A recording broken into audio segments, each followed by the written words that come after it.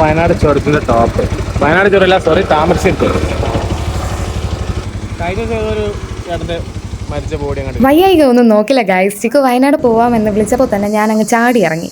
ഓന്റെ മൈൻഡ് മാറുന്നുമ്പോ ഷടേന്ന് അങ്ങ് റെഡി ആയി ഗൈസ്. അങ്ങനെയൊന്നും ഫിക്സ് ചെയ്തില്ല ഗൈസ്. അങ്ങനെ പ്രത്യേകിച്ച് പ്ലാനിംഗ് ഒന്നും ഇല്ലാത്തതുകൊണ്ട് കൈ കിട്ടിയ ഒരു ജോഡി ഡ്രസ്സും പിന്നെ എൻ്റെ വാട്ടർ ബോട്ടിലും എടുത്തുകൊണ്ട് ഒരു പോക്കങ്ങ് പോയി. വാട്ടർ ബോട്ടിൽ ഇല്ലാതെ ഞാൻ എവിടെ പോവാറില്ല. അതിൻ്റെ ഫ്ലാഷ് ബാക്ക് ഞാൻ ഇവിടെ കൊടുത്തേക്കാവേ.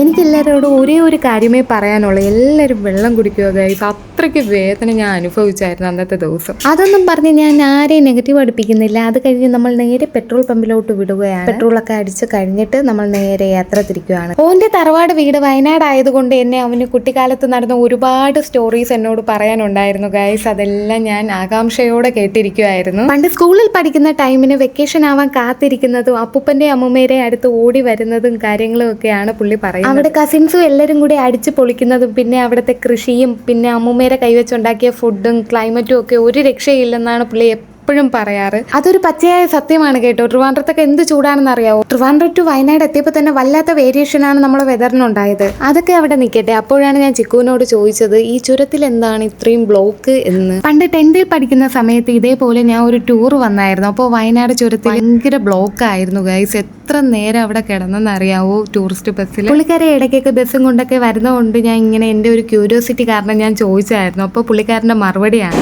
വലിയ വണ്ടിയായിട്ട് വന്നാലാണ് വണ്ടിക്കാര് ബ്ലോക്ക് ആക്കുന്നതാണ്. വലിയ വണ്ടിക്കാര് ബ്ലോക്ക് ആക്കുന്നല്ല, വലിയ വണ്ടിക്കാർ അങ്ങനെ മുന്നോട്ട് താഴോട്ട് വരുള്ളൂ. ഒരു ഇടയിൽ കൂടെ കാറുകാരെ കുത്തി കയറിയിട്ട് ഒരു വിവരമില്ലാത്ത നായ്ക്കൾ കുറെ കാറുകാർ കയറും മുകളിലോട്ട്. അതിന്റെ റോങ് സൈഡ് കയറി പോയി വലിയ വണ്ടി കയറി പോകുമ്പോൾ അതിനെ കൊണ്ട് ചാടി വളവിൽ കൊണ്ട് വെച്ചു കൊടുക്കി. അങ്ങനെ കുറെ ആൾക്കാരെ മാന്യമായിട്ട് രീതിയിൽ പോവാണെങ്കിൽ ഒരു സ്റ്റോപ്പ് ഉണ്ടാവില്ലാന്നേ. എല്ലാരെയും പറയാം, കുറ്റം പറയാം വലിയ വണ്ടിക്കാരെയാണ്. വലിയ വണ്ടിക്കാർ മാന്യമായിട്ടേ പോവുള്ളൂ. ശ്രദ്ധിച്ചാൽ കാണാം, ശ്രദ്ധിച്ച് കാണാം. ഒതുങ്ങി പയ്യെ 15 RPM കൂടാനും പാടില്ല കുറയാനും പാടില്ലാത്ത രീതിയിലാണ് മാക്സിമം മെയിൻറ്റെയിൻ ചെയ്ത് പോവാ.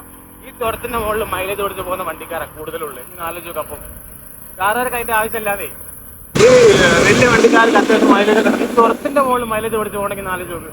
അപ്പൊ എത്ര ശ്രദ്ധിച്ചായിരിക്കും അവർ കൊണ്ടുവന്നത്. കാറുകാരാണ് പ്രശ്നം. എല്ലാവരും ഞാൻ പറയുന്നില്ല കേട്ടോ, കുറച്ച്. അത് കറക്റ്റാണ് കേട്ടോ. എല്ലായിടത്തും കുറച്ചുപേര് കാണുമല്ലോ അല്ലേ. ഓ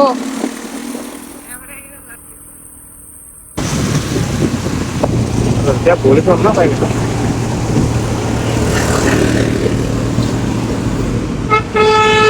നമ്മൾ വന്ന് കയറി വന്നാ എഴുതാ താഴത്ത് ഉണ്ടാ.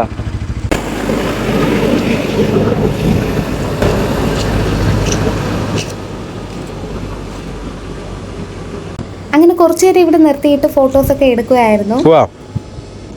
എന്നാല് ഇവിടെ നിന്നാ പോലീസുകാർ ഫൈൻ അടിച്ചു തരും. വേഗം പോവാ. ദിസ് ഈസ് ദ വയനാട് ചുരത്തിന്റെ ടോപ്പ്. ഒന്നുകൂടെ പറ. ദിസ് ഈസ് ദ വയനാട് ചുരത്തിന്റെ ടോപ്പ്. വയനാട് ചുരമല്ല, സോറി, താമരശ്ശേരി ചുരം. ചുരത്തിൽ ആന ഉണ്ടെന്നൊക്കെ പറഞ്ഞിട്ടില്ല, പക്ഷെ ഞാൻ അതിന് കണ്ടൊന്നുമില്ല. കഴിഞ്ഞ ഒരു ചേട്ടന്റെ മരിച്ച ബോഡി അങ്ങനെ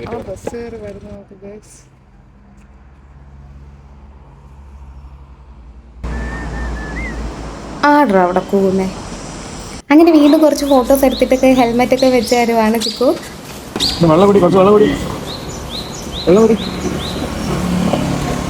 പാവം കേട്ടോ, ഇടയ്ക്കിടയ്ക്ക് എന്നെ വെള്ളം കുടിക്കാൻ ഓർമ്മിപ്പിച്ചുകൊണ്ടിരിക്കും. കാരണം എനിക്ക് യൂറിൻ ഇൻഫെക്ഷൻ അത്രയ്ക്ക് സീനായിട്ട് വന്നായിരുന്നു ഗൈസ്. ഇപ്പോൾ കുറച്ച് കുറവുണ്ട്, അതാണ് ഞാൻ ഇങ്ങനെ നിൽക്കുന്നത്. അതുകൂടാതെ തന്നെ അമ്മ വീട്ടിൽ നിന്ന് ഇറങ്ങിയപ്പോഴേ പറഞ്ഞ ഒരേ ഒരു കാര്യമുള്ള, ഇടയ്ക്കിടയ്ക്ക് വെള്ളം കുടിച്ചില്ലെങ്കിൽ ഇനി മേലാലും ഒരിടത്തും വിടത്തില്ല. ഇനി എന്നെ എവിടെയും വിടത്തില്ല എന്ന് ഓർത്ത് ഞാൻ പെട്ടെന്ന് കുടിക്കുന്നതാണ് ഗൈസ് വെള്ളം.